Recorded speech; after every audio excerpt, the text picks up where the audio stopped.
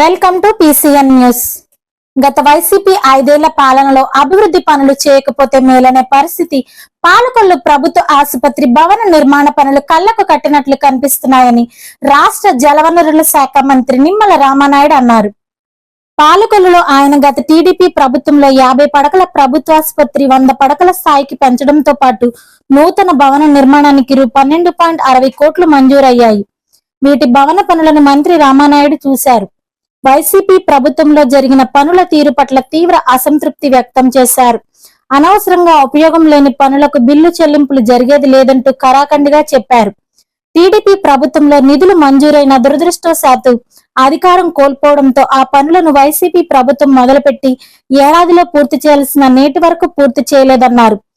జరిగిన పనులకు రోగులకు ప్రజలకు ఎందుకు పనికి రాకుండా ఇష్టానుసారంగా జరిగిన నిధులు దుర్వినియోగం అయ్యాయని అన్నారు.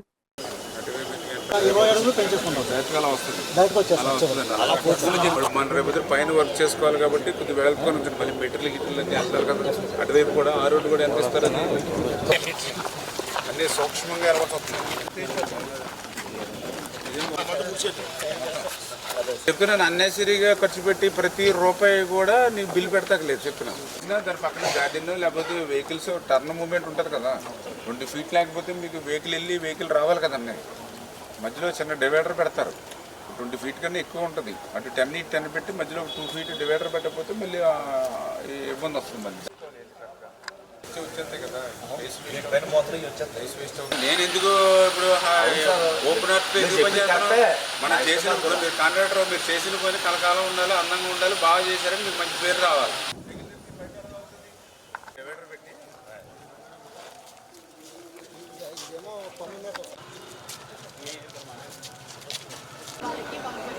గత 5 సంవత్సరాలు అధికారం కోల్పోవడంతో 20 సంవత్సరాలు వెనక్కి ఏ రకంగా అయితే ఈ రాష్ట్రం పోయిందో అదేవిధంగా మన పాలకులు కూడా అదే రకంగా 20 సంవత్సరాల వెనక్కి వెళ్ళిపోయినటువంటి పరిస్థితి మనకు అడుగడుగున కూడా కనిపిస్తూ ఉంది. అందులో ఉదాహరణ ఏదైతే ఇప్పుడే మనం చూసాం, ప్రభుత్వ ఆసుపత్రి ఆ రోజు 12,60,00,000 రూపాయలు నిధులు తెచ్చి సంవత్సరంలో పూర్తవ్వాల్సినటువంటి ఆ 100 పడకల ఆసుపత్రి మరి 5 సంవత్సరాలు పూర్తయినా అవ్వకపోవడం, అటుంచి చేసినటువంటి పనులు కూడా ఉపయోగకరంగా లేకుండా ఎక్కడ కూడా లెవెల్స్ కానీ ఏదైతే ప్లంబింగ్ వర్క్ కానీ అన్నీ కూడా నిరుపయోగంగా ఉన్నటువంటి పరిస్థితి. అసలు పనులు చేయకపోయినా పోనీ ఖచ్చితంగా క్వాలిటీతోటి ప్రజలకు ఉపయోగపడేటువంటి విధంగా చేసుకునేవాళ్ళం. కానీ దురదృష్టం చేసినటువంటి పనులను కూడా మళ్ళీ పునర్నిర్మాణం కింద డబల్ వర్క్తో ఈవేళ చేయవలసిన పని ఉంది. అందుకే ఈరోజు ఎవరైతే ఆ ఏజెన్సీ కానీ అదేవిధంగా అధికారులు కానీ అదేవిధంగా ఒక కన్సల్టెన్సీని కూడా పెట్టుకుని ప్రజలకి ఆ యొక్క ఎవరైతే పేషెంట్స్ ఎవరైతే ఉన్నారో వాళ్ళకి 100% ఉపయోగపడేటువంటి విధంగా మరి దాని రిపేర్స్తో సహా చేసుకుని, అంటే కొత్తగా బిల్డింగ్ని ఇంకా మనం ప్రారంభించుకోకుండానే ఆ రిపేర్స్ చేసుకుని ఆ వర్క్స్ కంప్లీట్ చేయమని ఏదైతే ఇప్పుడే ఆదేశాలు ఇవ్వడం జరిగింది. స్థానిక షావుకారుపేట పెద్ద గోపురం సెంటర్లో గోవుల యజమాన నిర్లక్ష్యం వలన ఆవులను రోడ్ల మీద వదిలివేయడంతో రద్దీగా ఉండే పెద్ద గోపురం షావుకారుపేట ప్రాంతాలలోని నిర్వాసితులు, వ్యాపార సంస్థలు, ప్రజలు తీవ్ర ఇబ్బందులు పాలవుతున్నారు. గోవులు రోడ్ల మీద తిరగడంతో అవి కుమ్మటంతో ప్రజలు గాయాల పాలవుతున్నారు. ట్రాఫిక్ కారణంగా వాహనాలు ఢీకొని మూగజీవాలు గాయాల పాలవడంతో అక్కడి ప్రజలు హిందూ ధర్మ పరిషత్ ధార్మిక సంస్థలు గోవులకు వైద్యం చేయించడం జరుగుతోంది. ఆకలితో అలమటిస్తున్న గోవులకు దాణా వేస్తున్నామని అవి వీధుల్లోనికి చేరి తీవ్ర ఇబ్బందులకు గురి చేస్తున్నాయి.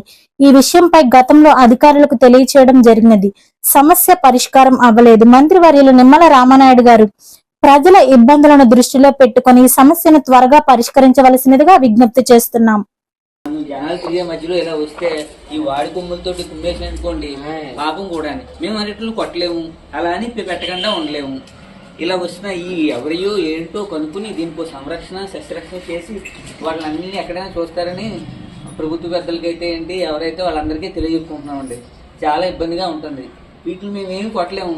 అలాగని ఇంటికి వచ్చిన వాళ్ళని మేము హిందూ సాంప్రదాయ ప్రకారం వీటిని ఎవరో ఏమీ చేయలేరు. అలాగని వ్యాపారస్తులు ఏంటి, నడిచే దారిని పోయేవాళ్ళు ఏంటి, అందరూ చాలా ఇబ్బందులు పడుతున్నారు. వీటి గురించి తొందరగా ఎవరైనా ఏదైనా నిర్ణయం తీసుకుంది. ఇప్పుడు వర్షాకాలం ఒకటండి, ఇవి పేడలు వేస్తున్నాయి అనుకోండి, వాటి మీద జారి పడిపోతున్నారు జనాలు, పెద్దలందరూ కూడా. చాలా సమస్యగా కూడా ఉందండి, ఇబ్బందికరంగా. అదండి రోజు ఇబ్బందిగా ఉంటుందండి. పెద్ద గోపురానికి వెళ్తుంటేను దర్శనానికి అదిని ఈ పేడలు వేసి కాలు జారడం అండి, ఆవులు అడ్డు రావడం, చిన్నపిల్లలు కూడా దడుస్తున్నారండి అలా ఆగిపోయి. ఇంకా ఇది హాస్పిటల్ అది కూడా రోడ్డు కదండి, వెళ్ళేవాళ్ళు బోళ్ళు మంది అండి అందులోను. అలాగే ఈ సందులో వాళ్ళు అందరూ కూడా బోళ్ళు మంది జారారండి. నేనే 3 సార్లు జారానండి, చెప్తున్నాను కదండి. అందుకని ఈ ఆవుగల వాళ్ళు కొద్దిగా శ్రద్ధ చేసి పట్టించుకుని మరి పరిష్కారం చూపిస్తే బాగుంటుందని మేము ఆశిస్తున్నామండి. అది ఈ ఆవుల నుంచి లారీలు వెళ్ళిపోవడం, ఎగిడిపోవడం, కాళ్ళు ఇరిగిపోవడం ఎంతో మంది వచ్చి చెప్తున్నారు. మా హల్లుడి గారికి కూడాను, ఏమండి ఇలాగ అయినాయి చూడండి చూడండి చూడండి అని. చాలా సమస్యగా ఉంది. ఈ సమస్య పరిష్కరించాలని కోరుకుంటున్నాను. ఆ రోడ్డు మీద వదిలేసే వాళ్ళు తప్పు. దీన్ని ఆలోచించి కమిషనర్ గారు చర్య తొందరగా తీసుకోవాలండి. ఒకవేళ జారి పడిపోయి ఫ్రాక్చర్ అవుతే దానికి బాధ్యులు ఎవరండి? ఆవులు వదిలేసిన వాళ్ళ, లేదా ఫుడ్ పెట్టేవాళ్ళ, అది ఆవులా అండి? దాన్ని బట్టి నిర్ణయించుకుని దయవుంచి తొందరగా ఈ సమస్యను మాకు పరిష్కరించాలండి. ఈ రోజున ఈ మన షావుకార్పేటలో సంబంధించి ఈ గోవుల్ని రోడ్ల మీద వదిలేస్తున్న యజమానుల వలన ఇక్కడున్న స్థానికులందరూ కూడా తీవ్రంగా ఇబ్బందుల పాలవుతున్నారు. దీనికి ఈ ముఖ్య కారణం ఏంటంటే గోవుల్ని సంరక్షించాల్సింది పోయి వాటిని రోడ్ల మీద వదిలేయడం వలన ఇది పూర్తిగా కూడా షావుకార్పేట వ్యాపార సంస్థలు, అదేవిధంగా నిర్వాసితులు ఉండే ప్రాంతము, అదేవిధంగా ముఖ్యంగా మన పాలకొల్లు పెద్ద గోపురంకి వెళ్లే దారి మెయిన్ రోడ్డు కానుకున్న రహదారి కావడం వలన ఈ ఆవులన్నీ కూడా రోడ్ల మీద తిరగడం వలన ఈ వెళ్లే ప్రజలందరూ కూడా వారి బారిన పడి గాయాలపాలు అవుతున్నారు.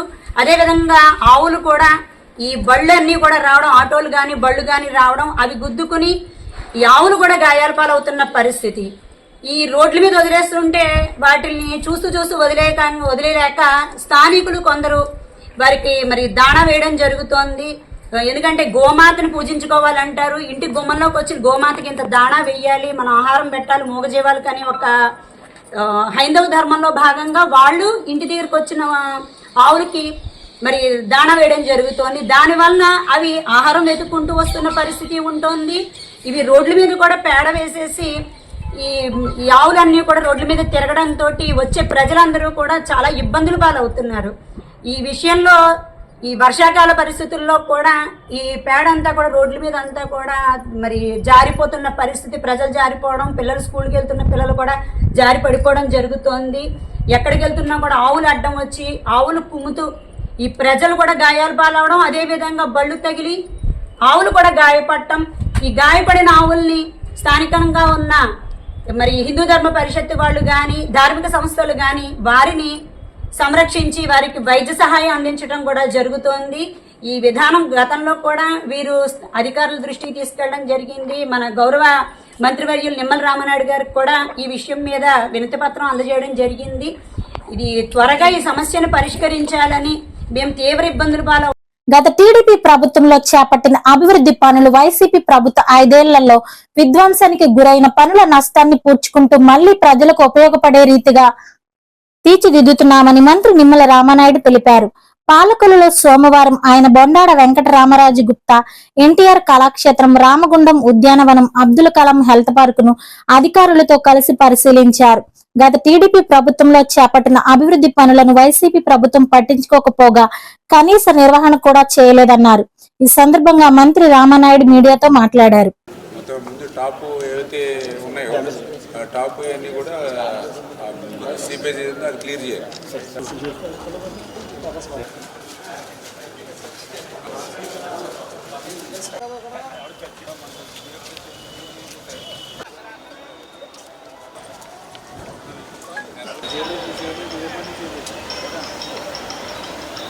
ఇప్పుడు మన ఇది వాటర్ తీసేసి రెడీగా అది సీలింగ్ మీద అయ్యేది.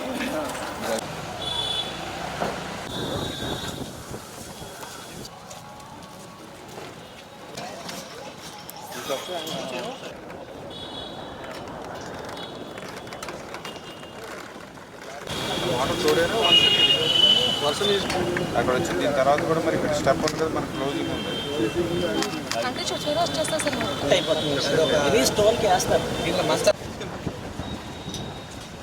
వెనకాల పడి తెప్పించి చేయించాలి. బొండాడు వెంకటరాజు గుప్తా మరి ఎన్టీఆర్ కళాక్షేత్రం ఏదైతే ఉందో అది కూడా 5 సంవత్సరాలు అట్లా వదిలివేయడంతో చెదలు పట్టి బూజులు పట్టి ఏదైతే విధ్వంసానికి గురైందో మళ్ళీ దాన్ని కూడా మళ్ళీ రీఓపెన్ చేసి దాన్ని కూడా వర్క్ను కూడా స్పీడప్ చేసుకోమంటాం. అదేవిధంగా ఏదైతే ఇటు ఉద్యానవనం కానీ అబ్దుల్ కలాం హెల్త్ పార్క్ కానీ ఇట్లా చాలా 5 సంవత్సరాల పాలనలో కనీసం మెయింటెనెన్స్ లేక పోయినటువంటివి ఏవైతే ఉన్నాయో అవన్నీ కూడా మళ్ళీ గతంలో జరిగినటువంటి విధంగా 5 సంవత్సరాల పాలనలో జరిగిన నష్టాన్ని అన్నింటినీ కూడా పూడ్చుకుని మళ్ళీ ఫుల్ ఫ్లెడ్జెడ్గా దాన్ని కంప్లీట్ చేయాలని ఆలోచనతోటే మన అధికారులకు కూడా టైం బాండ్ పెట్టి వీక్లీ వన్స్ దాన్ని రివ్యూ చేసుకుంటూ వర్క్ ప్రోగ్రెస్ కూడా చేయమని చెప్తూ ఉన్నాం. ప్రధానమంత్రి నరేంద్ర మోడీ 74వ పుట్టినరోజు సందర్భంగా భారతీయ జనతా పార్టీ పాలకొల్లు పట్టణ శాఖ అధ్యక్షులు జక్కంపూడి కుమార్ ఆధ్వర్యంలో శ్రీ క్షీర రామలింగేశ్వర స్వామి ఆలయంలో స్వామివారికి ప్రత్యేక పూజలు నిర్వహించారు. కూటమి సభ్యులతో భారతీయ జనతా పార్టీ పాలకొల్లు పట్టణ శాఖ కార్యాలయం నందు ప్రత్యేకంగా చేయించి కేక్ కట్ చేసి మిఠాయిలు పంచిపెట్టడం జరిగింది. బీజేపీ నాయకులు జక్కంపూడి కుమార్ మాట్లాడుతూ నరేంద్ర మోడీ గారి నాయకత్వం, వ్యక్తిత్వం, శ్రమ దేశానికి అత్యున్నత స్థాయికి తీసుకెళ్లింది. దేశ అభివృద్ధికి వారు చేసే కృషి స్ఫూర్తిదాయకం. వారి ఆరోగ్యం, ఆనందం ఎల్లప్పుడూ నిలవాలని భగవంతుని ప్రార్థిస్తున్నామని పేర్కొన్నారు. ఈ కార్యక్రమంలో మామిడి శివయ్య, కేవి కృష్ణవర్మ, కొల్లి కొండాప్రసాద్, గవర పవన్ నాయుడు, జనసేన నాయకులు బోనం చిన్నబాబు, సెడగం సురేంద్ర, తుల రామలింగేశ్వరరావు తదితరులు పాల్గొన్నారు.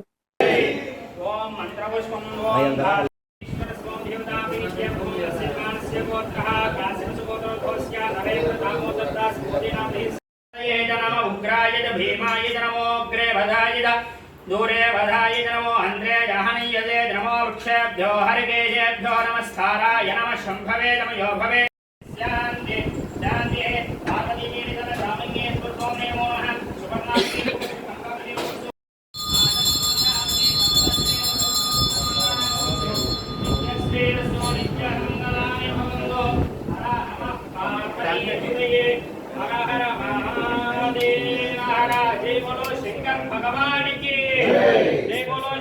भगवान की ओम मंत्रपुष्पम ओम दाता प्रस्ताद प्रियमदा जहारा चक्र प्रविधाय ब्रह्महे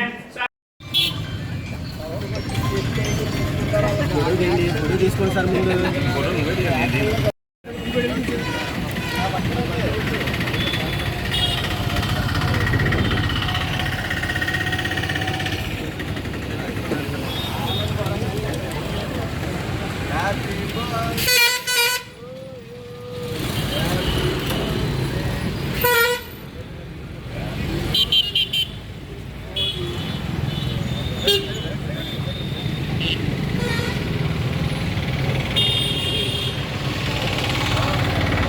బాబా ఒకసారి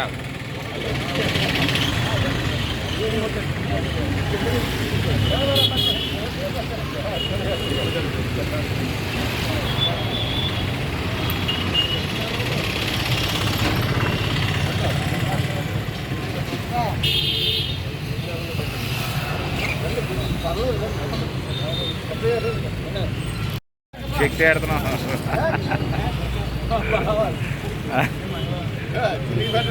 లేదన్నా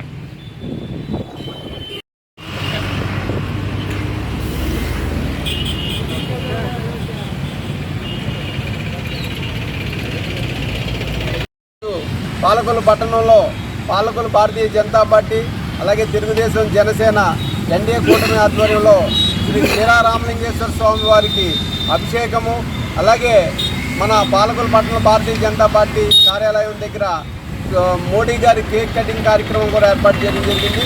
అలాగే మిఠాయి పంపిణీ కార్యక్రమం కూడా, అలాగే 4 రోజులు కూడా ఒక్కొక్క రోజుకు ఒక కార్యక్రమం చేయడం జరుగుతుంది. ఇవాళ ప్రపంచ దేశంలో నెంబర్ 1 స్థానానికి కృషి చేస్తున్నటువంటి మన ప్రియతమ నరేంద్ర మోడీ గారు విశ్వగురువు స్థానంలో నిలబెట్టడానికి అహర్నిశలు కృషి చేస్తున్నారు. అంతేకాకుండా ఆర్థికంగా ప్రపంచ దేశాలలో ఒక దేశంగా భారతదేశాన్ని నిలబెట్టినటువంటి నరేంద్ర మోడీ గారిని జన్మదినోత్సవ వేడుకలు ఈ 74 సంవత్సరం సందర్భంగా 73 నుండి 74 సంవత్సరంలో అడుగు పెడుతున్నటువంటి మోడీ గారు 100 రోజుల పాలనలో మన దేశానికి సుమారుగా 15 లక్షల కోట్లతో వివిధ ప్రాజెక్టులు ఇవ్వడం జరిగింది. అంతేకాదు మన రాష్ట్రానికి కూడా ఎన్డీఏ కూటమికి వాళ్ళు ఏమైతే అడుగుతున్నారో ప్రతిదీ కూడా వారు అడిగిన దానివల్ల మనం చేయడం జరుగుతుంది. మొన్న విపత్తు వరదల్లో కానివ్వండి, వాళ్ళ పోలవరం ప్రాజెక్టు కానివ్వండి, మన రాష్ట్రాన్ని మన అమరావతి ఏదైతే ఉందో అన్నిటికీ పూర్తి సంపూర్ణ సహకారం చేస్తున్నటువంటి నరేంద్ర మోడీ గారికి, అలాగే అందరికీ నమస్కారం అండి. ఈరోజు 74వ జన్మదినోత్సవం నరేంద్ర మోడీ గారికి జన్మదినోత్సవాలు జరుపుకోవడానికి ఇక్కడ అందరూ సమావేశం అవడం జరిగింది. నరేంద్ర మోడీ గారు అంటే ఒక ఇండియా ఐక్యత గుర్తు వస్తుంది. ఆయన చూస్తే గత 10 ఏళ్ళ నుంచి, అలాగే 3వ టర్మ్ ఈరోజు అధికారంలోకి వచ్చారంటే ఆయన నిబద్ధత ఏంటన్నది మన దేశం పట్ల ఆయనకున్న నిబద్ధత మనందరికీ అర్థమవుతుంది. అలాగే ఈరోజు దేశానికే కాదు ప్రపంచానికి మార్గదర్శకం అవుతున్నాడు ఆయన. ఈ 10 ఏళ్ల పరిపాలనలో బీజేపీ ఒక అవినీతి ఆరోపణ లేకుండా పరిపాలన సాగించినందుకే అది మోడీ గారి నిబద్ధతే కారణం. అటువంటి ఆయన మరిన్ని దినోత్సవాలు జరుపుకోవాలని కోరుకుంటున్నాం. ఆయనకి హృదయపూర్వక శుభాకాంక్షలు తెలుపుతున్నాను. భారత ప్రధానమంత్రి భారతీయ జనతా పార్టీని ఒక దాడిపై నడిపిస్తున్నటువంటి ప్రపంచ నాయకుడు శ్రీ నరేంద్ర మోడీ గారి 73 సంవత్సరాలు పూర్తి చేసుకుని 74వ సంవత్సరంలో ఈరోజు అడుగుపెడుతున్న సందర్భంలో వారికి హృదయపూర్వకమైన జన్మదిన శుభాకాంక్షలు తెలియజేస్తున్నాం. ఈ సందర్భంగా దేశవ్యాప్తంగా మరి మోడీ గారి జన్మదినోత్సవాన్ని భారతీయ జనతా పార్టీ కానీ మరి 50 మంది ప్రజలు కానీ జరుపుకోవడం అనేటువంటిది చాలా సంతోషించదగ్గ విషయం. భారతదేశం ఎప్పుడూ లేనంతగా ఈరోజు ప్రపంచంలో గొప్పదైనటువంటి స్థానానికి ఎదుగుతుంది అంటే దానికి కారణం కేవలం మనకి మోడీ గారు మాత్రమే. ఎందుకంటే గత 75 ఏళ్ల భారత చరిత్ర తీసుకున్నట్లయితే ఏ రోజు ఏ ప్రధానికి రానటువంటి గౌరవం కానీ, ఏ ప్రధానికి రానటువంటి గుర్తింపు కానీ, ఈ సమాజంలోనూ మనం పొందనటువంటి మర్యాద కానీ ఈరోజు భారతీయ సమాజం మరి ప్రపంచ దేశాల్లో పొందుతుందంటే దానికి కారణం మరి నరేంద్ర మోడీ గారి. విజయవాడ వెళుతూ నరసాపురం రోడ్డు వెంబడి ఉన్న టిఫిన్ సెంటర్ వద్ద ఆగి సామాన్య వ్యక్తి వల్ల టిఫిన్ చేసిన మంత్రి నిమ్మల రామానాయుడు స్వయంగా ఆయన టిఫిన్ అందుకుని ప్రజలతో మమేకమయ్యారు.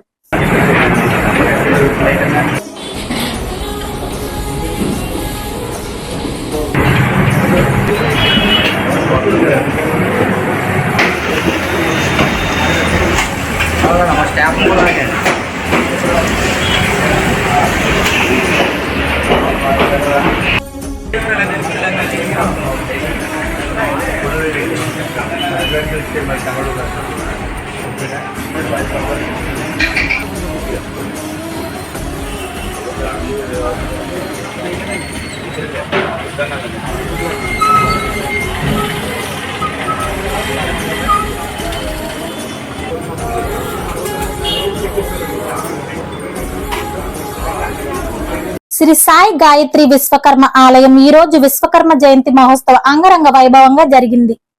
ఈ కార్యక్రమానికి ఆలయ ధర్మకర్త బ్రహ్మశ్రీ నాగులకొండ గోపి సత్యనారాయణ, శ్రీమతి శాంతిరత్న దంపతుల చేతుల మీదుగా పూజా కార్యక్రమాలు నిర్వహించారు. తదనంతరం హోమం నిర్వహించి పంచకర్మలతో పూజా కార్యక్రమాలు నిర్వహించి స్వామివారి ఊరేగింపు చేసి తదనంతరం స్వామివారి ఆలయం వద్ద భోజనాలు ఏర్పాటు చేశారు. ఈ కార్యక్రమంలో విశ్వ బ్రాహ్మణ గౌరవ అధ్యక్షులు బ్రహ్మశ్రీ నాగులకొండ సదానందాచార్యులు, విశ్వ బ్రాహ్మణ పాలకులు అధ్యక్షులు వింజరపు శంకరం గారు, ముదపాక రాజా గారు మరియు విశ్వ బ్రాహ్మణ సంఘ సభ్యులు, స్వర్ణకార సంఘ సభ్యులు, పురజనులు, మహిళలు పాల్గొన్నారు.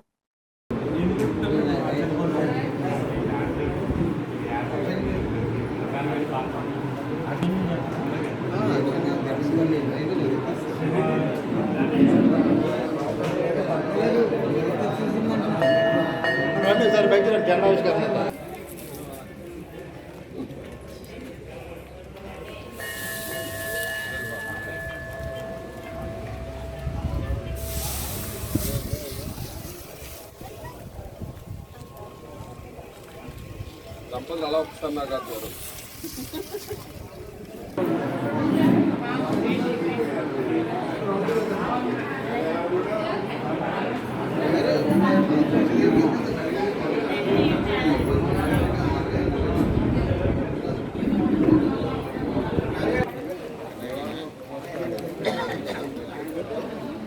కాదు అంటే ఎక్కడ ఎట్లా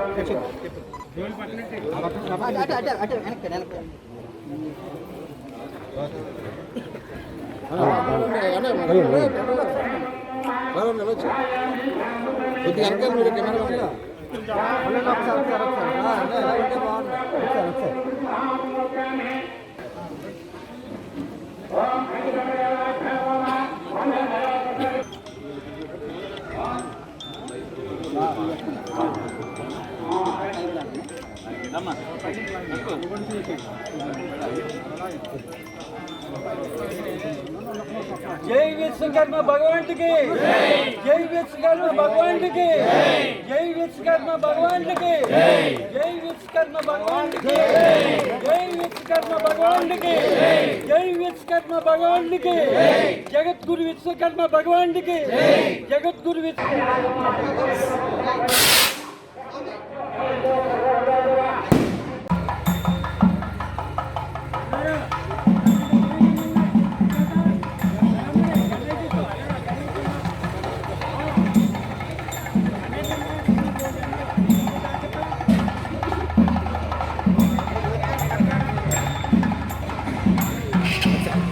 జై విశ్వకర్మ భగవానికి జై విశ్వకర్మ భగవానికి జగత్ సృష్టికర్త విశ్వకర్మ భగవానికి.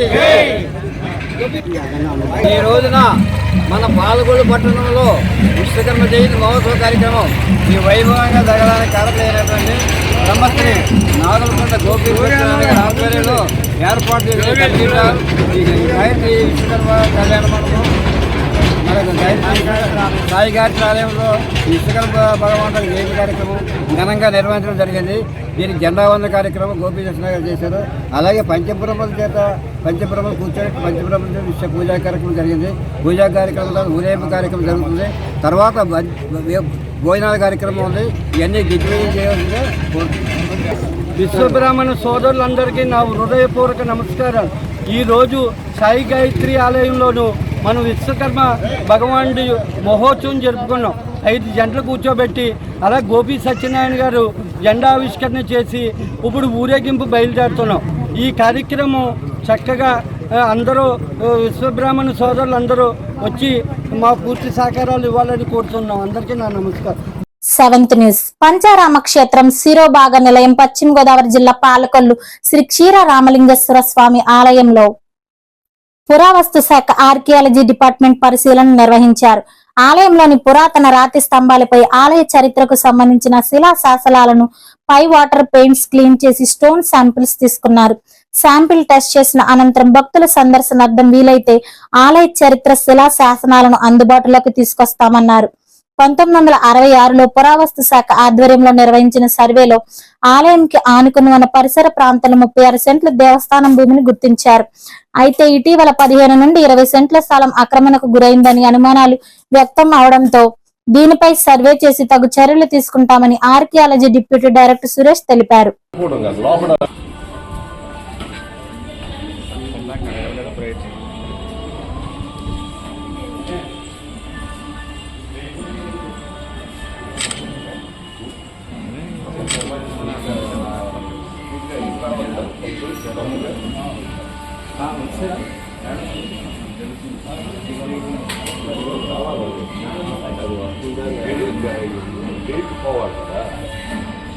పోయిన రాస్తా ఉండాలి. అది మెల్లగా చూస్తూ ఉంటుంది. అంటే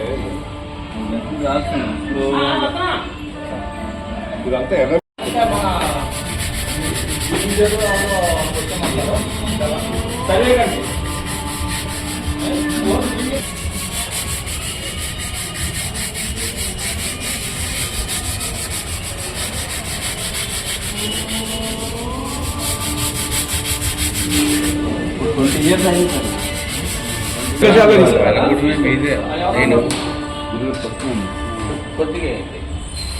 మీకు తెలిస్తే ఉన్నారు కదా మీరు.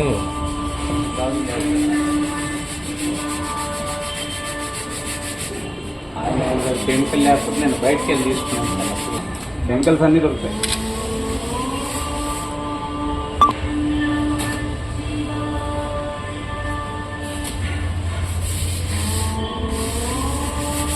జాగ్రత్త అది వస్తుంది.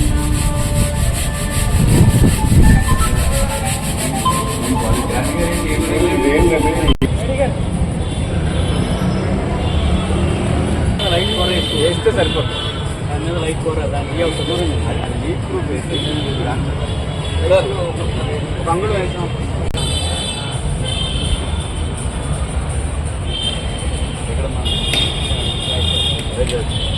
ప్రజలు చేస్తారు మోసా నీటిని చాలే.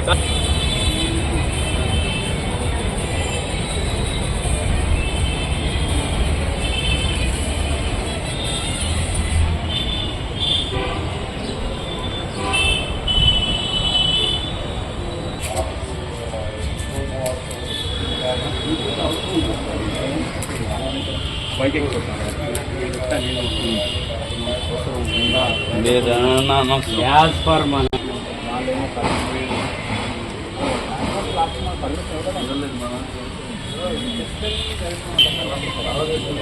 కింద స్టోనే అంటే ముందు స్టోనే ఉంది. అంటే దాని వేరే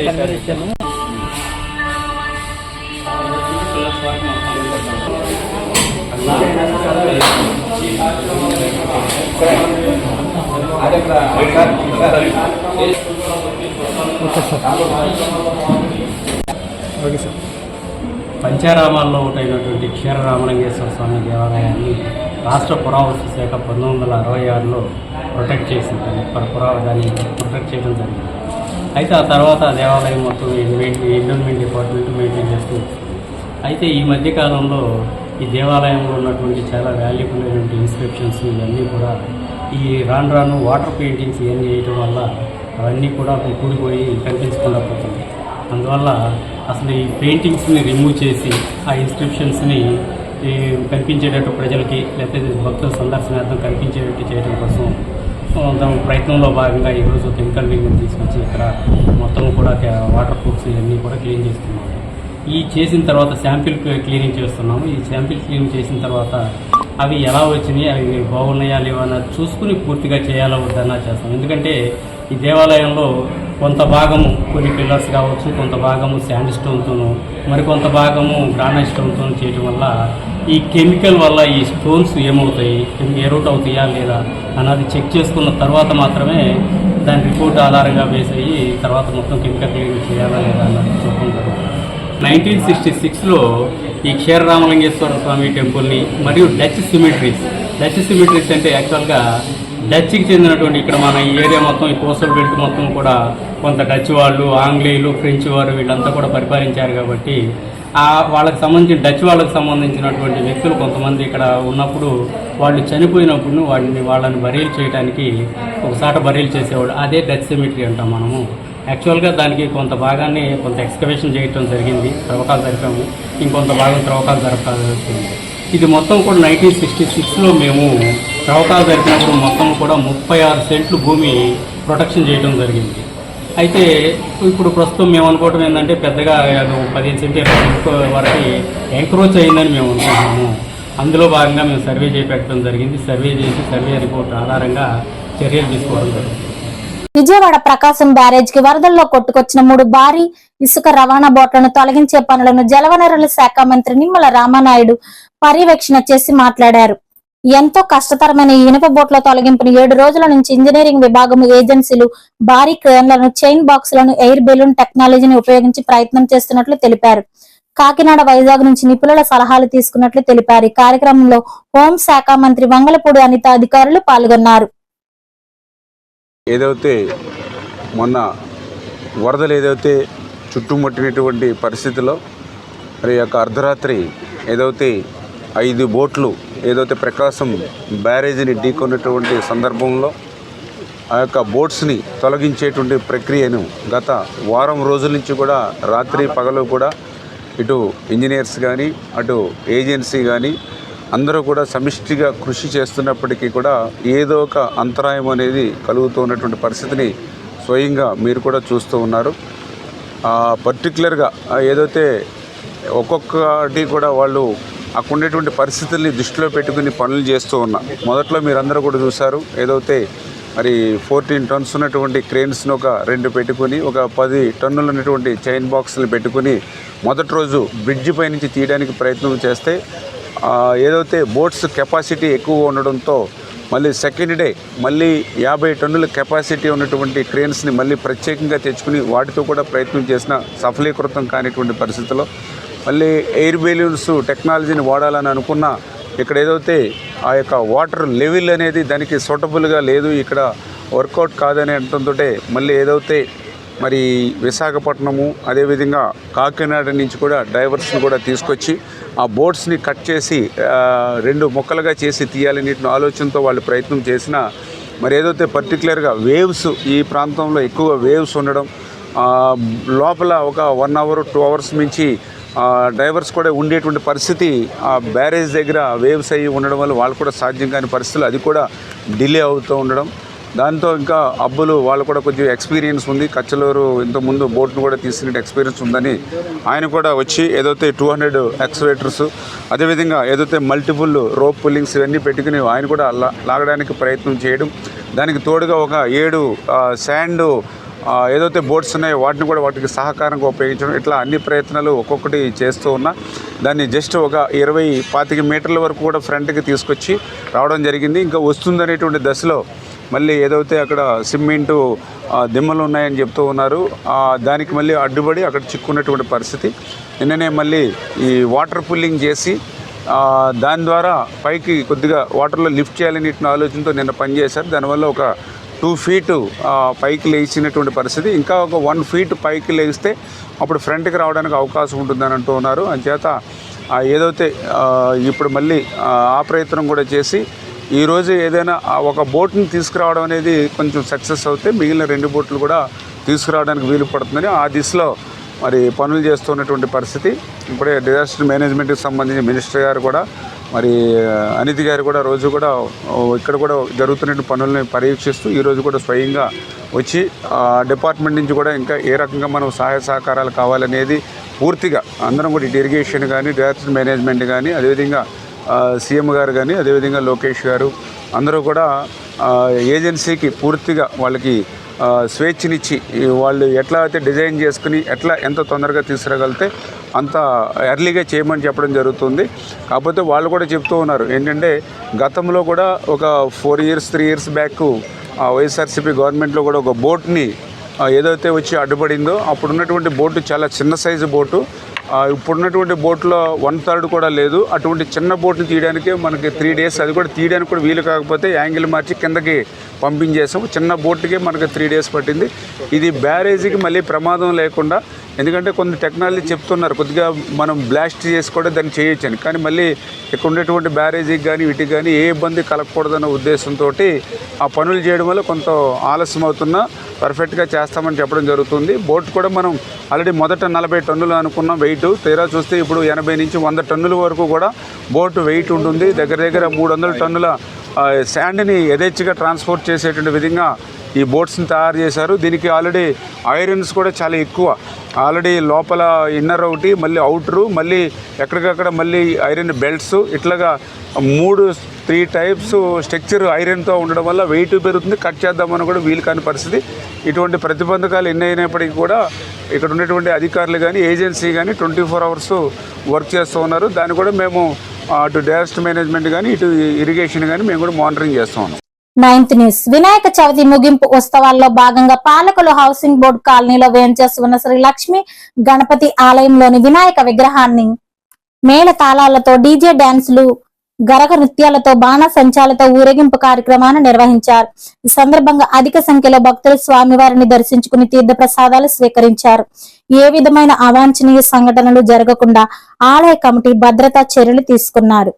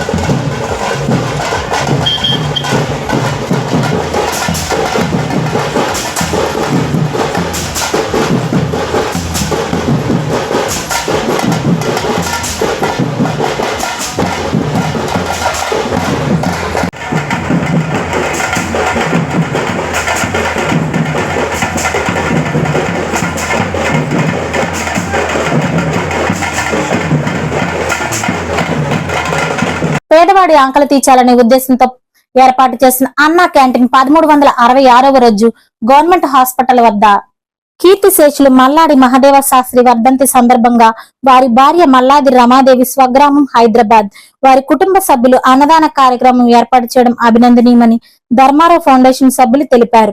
ఈ కార్యక్రమంలో గండేటి వెంకటేశ్వరరావు, పాలవలస తులసిరావు, కేశవ తదితరులు పాల్గొన్నారు. డాక్టర్ నిమ్మల రామానాయుడు గారి ఆధ్వర్యంలో మరి ప్రభుత్వ ఆసుపత్రుల్లో మరి పేషెంట్ల గురించి ఏర్పాటు చేసినటువంటి ఈ ఉచిత భోజనాల కార్యక్రమం నేటితోటి 1366 రోజులు పూర్తి చేసుకుంది. మాకు ఈ కార్యక్రమాన్ని విజయవంతంగా జరగడంలో దాతల సహకారం మాకు ఎంతో ఉంటుంది. ఈరోజు మా దాత ఎవరంటే కీర్తిశేషులు మల్లాది మహదేవ శాస్త్రి గారి వర్ధంతి సందర్భంగా వారి భార్య మల్లాది రమావతి గారు ఏర్పాటు చేయడం జరిగింది. యాక్చువల్గా వీరు హైదరాబాదులో వీరి కుటుంబం ఉంటుంది. మరి హైదరాబాదులో వాళ్ళు ఈ ఫేస్బుక్, ఈ వాట్సాప్ అన్నింటిలో చూసి రామానాయుడు గారికి మా మద్దతు, ఈ ఉచిత భోజనాల కార్యక్రమానికి మా సంపూర్ణ మద్దతు అని చెప్పి వాళ్ళు అన్ని ఐటమ్స్ అన్నీ ఏర్పాటు చేయడం జరిగింది. రమావతి గారు మరి వారి కుటుంబ సభ్యులు ఆయురారోగ్య ఐశ్వర్యాలతో వర్ధిల్లాలని కోరుకుంటూ ఈ కార్యక్రమాన్ని ప్రారంభిస్తారు.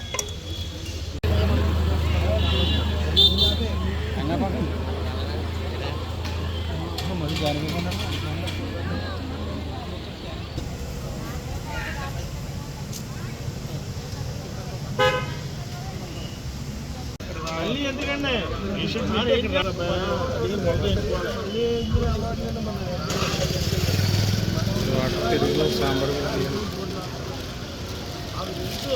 ఇలా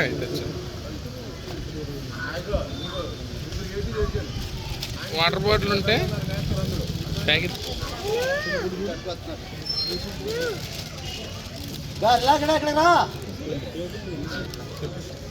అలా పెట్టుకెళ్ళి వాటర్ బ్యాగ్ తీసుకోండి. మళ్ళీ రాదు వాటర్ బ్యాగ్ పట్టుకెళ్ళమ్మా.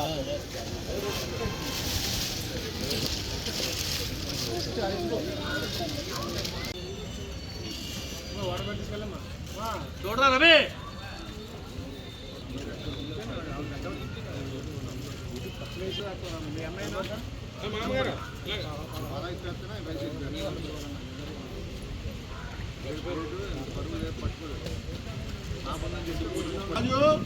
నువ్వు లేచుకుంటే కూర్చోవచ్చు కదా. మీకు చూడమ్మా, నీకు అటు పనే ఉందని మీకు అన్నం పెట్టి మీద చూడండి. వాళ్ళకి వెళ్ళక చూస్తారు, అన్నం పెడుతుంటే కింద వదులుతుందో పైన వదులుతుందో కలిగి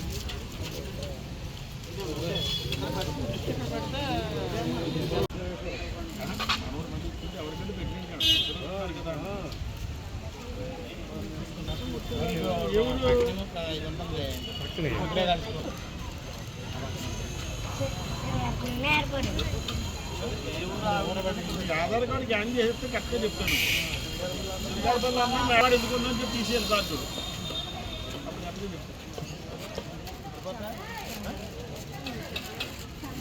లేదు ఆలస్యం.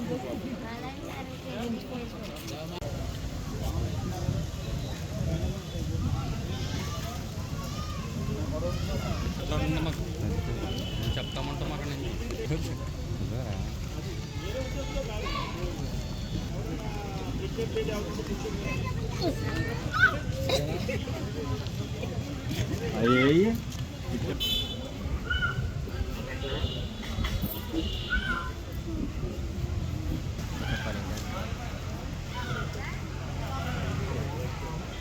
ఈ వార్తలు ఇంతటితో సమాప్తం. నమస్కారం.